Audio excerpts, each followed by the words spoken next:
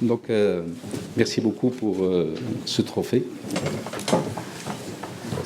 Je remercie le comité scientifique de nous avoir donné ce trophée, comme les autres, bien sûr, c'est une grande fierté.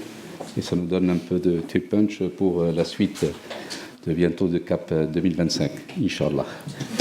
Je remercie aussi M. David, qui nous a suivis de près, avec notre collaborateur du responsable PMO.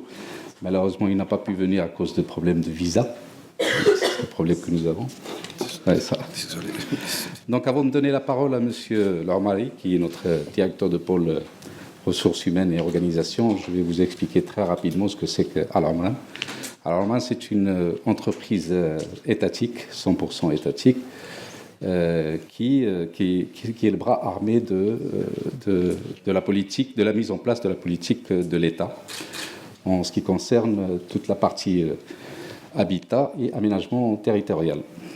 Et alors, principalement, 70% de ces actions sont dans le social, surtout pour les personnes les plus démunies, nécessiteux de logement rapide. Alors, Al-Omran est issu de plusieurs établissements publics. Et quand je dis plusieurs établissements publics, donc différentes gestions, différentes manières de gérer. Et surtout, à l'époque, dans les établissements publics, les gens le savaient, ceux qui travaillaient, les fonctionnaires qui travaillaient dedans, savaient qu'en cas de problème d'un établissement public financièrement parlant, il y avait l'État qui venait, qui injectait des fonds pour pouvoir continuer. Donc il n'y avait pas, pour ces fonctionnaires, un grand challenge. Il y avait une sécurité de travail assurée.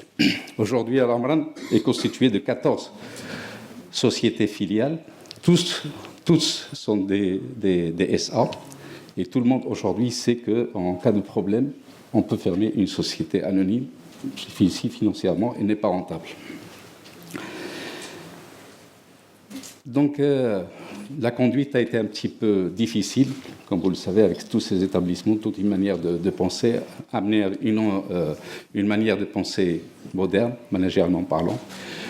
Donc, ça nous a pris un petit peu de temps, mais vers fin 2015, on a senti un peu que les gens sont arrivés à une certaine maturité. Donc, on a décidé de discuter ça dans un comité de direction générale, fin mai 2015, je pense. Le comité de direction générale, où siègent tous les directeurs généraux, ainsi que tous les directeurs centraux de la société. Et à l'unanimité, nous avons décidé de lancer le CAP 2020. Donc ce CAP 2020, que je laisserai mon collègue parler un petit peu plus sur ça, dire que c'est vrai que c'est avec une grande fierté que nous avons atteint fin août 97% avec les mêmes personnes qu'avant, ils avaient une certaine stabilité. Ces mêmes personnes ont réussi à faire déjà un grand score, bien en avant par rapport à nos prévisions de clôture. Alors, Al-Omran aujourd'hui ne va pas s'arrêter là. Il a commencé déjà à réfléchir sur le CAP 2025. Et parmi le grand axe que nous allons introduire l'année prochaine pour ces CAP 2025, c'est le management par l'innovation.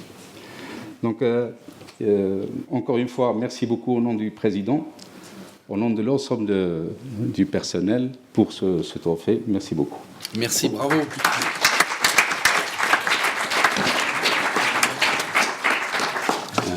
Merci Simsel. Merci tout d'abord aux organisateurs, à M. David et M. Peritier, de nous avoir conviés à cette manifestation importante.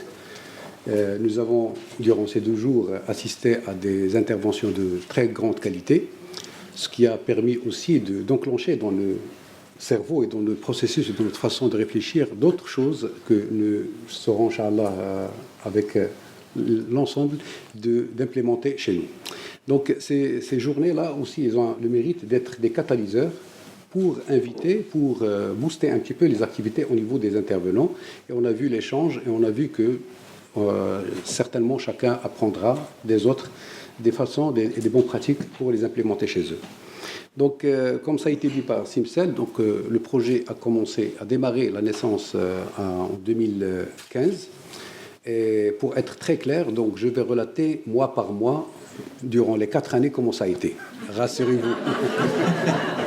Par semaine, ça serait mieux, par semaine. Par semaine, moi, je trouve peu intéressant. Rassurez-vous, je ne vais pas être très long. Je sais qu'on est à la fin de ces 3 jours, donc la journée a été longue. Donc, je vais être très, très bref. Donc, l'originalité de ce projet, c'est que c'est un projet fédérateur. C'est le premier grand projet d'envergure au niveau du groupe. Il est le fruit d'un travail profond et collectif, une réflexion qui a concerné tous les collaborateurs du groupe sur les axes stratégiques de notre vision sur les 5 dernières années. Et l'originalité aussi, c'est d'impliquer tout le monde, quel que soit le niveau socio-professionnel. On a fait assister des chauffeurs à côté des directeurs d'agence, à côté des directeurs SI, à côté de...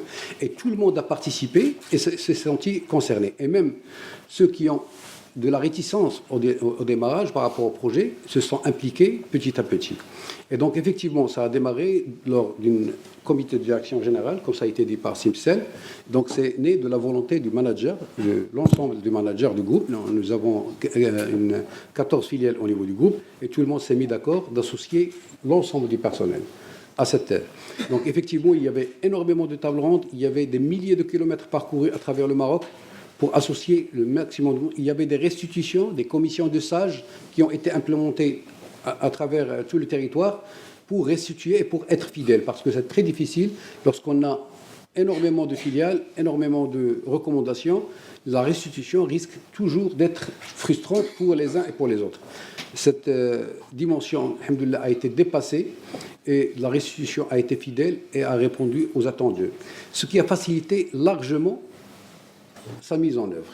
Donc je disais que ce projet, pour ce projet, le collaborateur n'a pas été comme une ressource pour ce projet, mais il a été une force de proposition et un acteur fondamental de cette dynamique.